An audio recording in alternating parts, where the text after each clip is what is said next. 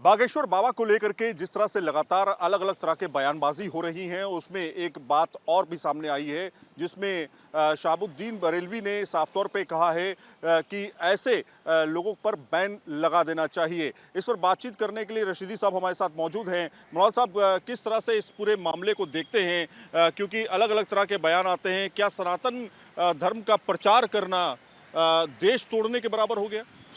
देखिए, डॉक्टर जाकिर नायक वो इस्लामिक प्रचारक थे, देश छोड़ना पड़ा। मकबूल फ़िदा हुसैन ने एक नंगी मूर्ति बनाई थी, देश छोड़ना पड़ा।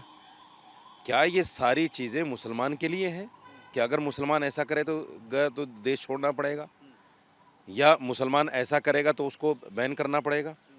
धीरेन्द्र शास्त्री जिस तरह से खुले मंचों से इस बात का आह्वान कर रहा है कि तुम मेरा साथ दो, मैं तुम्हें हिंदू राष्ट्र दूंगा, क्या हमारे देश के संविधान में कोई परिकल्पना है इस तरह की कि भाई इस्लामिक स्टेट बनाएं या हिंदू राष्ट्र बनाएं? नहीं है।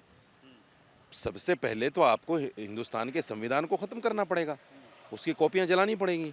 आप ख़त्म कर दीजिए, पार्लियामेंट में आपकी अक्सरियत है, आप आइए मैदान में। क्या हिंदू राष्ट्र की बात करना भर ही देश तोड़ने के बराबर हो जाएगा? नहीं, ये बात नहीं हो रही है ना, इस पर कार्रवाई चल रही है।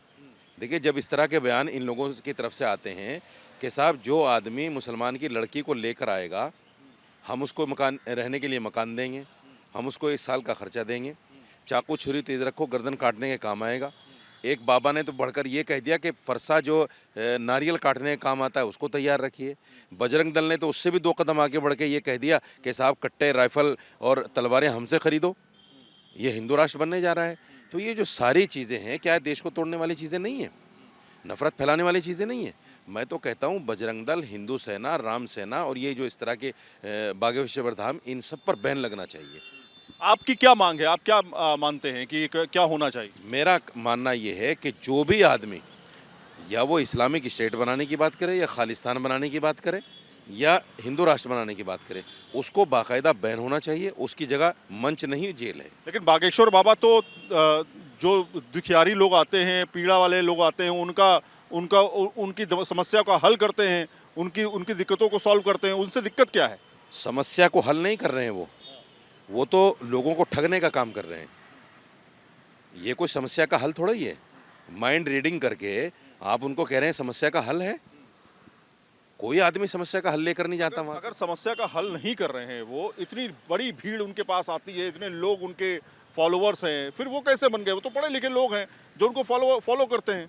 तो कैसे ये देश तोड़ने का काम हो रहा है? ये तो गलत माना जा सकता है, क्योंकि लोग तो फॉलो कर रहे हैं ना। आसाराम आज जेल में है ना, इनसे ज़्यादा फॉलोवर थे उनके, आज भी हैं। जब जेल से निकलते हैं तो वहाँ जाके ज़मीन में मत्था टेकते हैं उनके सामने, बल्कि जिस जेल की कोठरी में उसकी तरफ मुँह करके मत्था टेकते हैं। राम रहीम तो इनसे भी बड़े फॉलोवर हैं उनके। कहाँ है उनकी जगह? स्वामी चिन्मयानंद कहाँ है? ये सारे स्वामी जो है, ये ढोंगी बाबा, ये जो देश को ठगने का काम करते हैं और इस तरह की हरकतें, इनसे पूछिए इनकी बहन की शादी किसके साथ हुई है? किनसे पूछें? धीरेन्द्र शास्त्री से, मुसलमान के साथ शादी हुई है, और बात कर रहे हैं आप हिंदू राष्ट्र की।